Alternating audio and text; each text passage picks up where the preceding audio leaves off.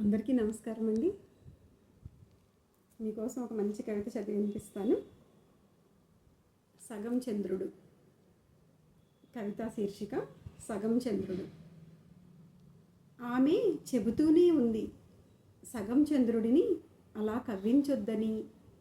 చుక్కలు వింటేగా పక్కనే ఉండి తెగ గిలిగింతలు పెడుతున్నాయి. ఉన్నదే సగం, చెక్కిలి గింతలతో మరింత చిక్కిపోయాడు. ఆమె చెబుతూనే ఉంది సగం చంద్రుడిని అలా కవ్వించొద్దని.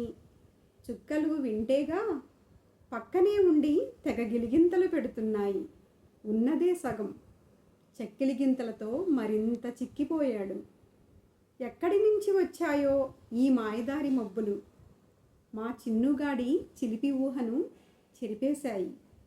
ఎక్కడి నుంచి వచ్చాయో ఈ మాయదారి మబ్బులు, మా చిన్నుగాడి చిలిపి ఊహను చెరిపేశాయి.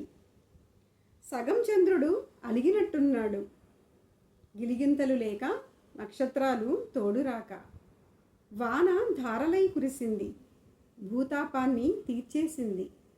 మబ్బులు అలసిపోయాయి, ఇక ఓపిక లేదంటూ. సగం చంద్రుడు అలిగినట్టున్నాడు, గిలిగింతలు లేక నక్షత్రాలు తోడురాక. వాన ధారలై కురిసింది, భూతాపాన్ని తీర్చేసింది.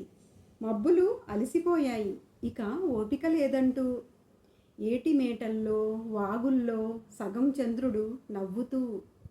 ఏటి మేటల్లో వాగుల్లో సగం చంద్రుడు నవ్వుతూ. చెక్కిలి గింతలు ఎవరు పెట్టారో మరి, నేనేనేమో. చెక్కిలి గింతలు ఎవరు పెట్టారో మరి, నేనేనేమో. నచ్చితే లైక్ చేయండి, సబ్స్క్రైబ్ చేయండి, మర్చిపోకండి. Thank you friends, thank you so much.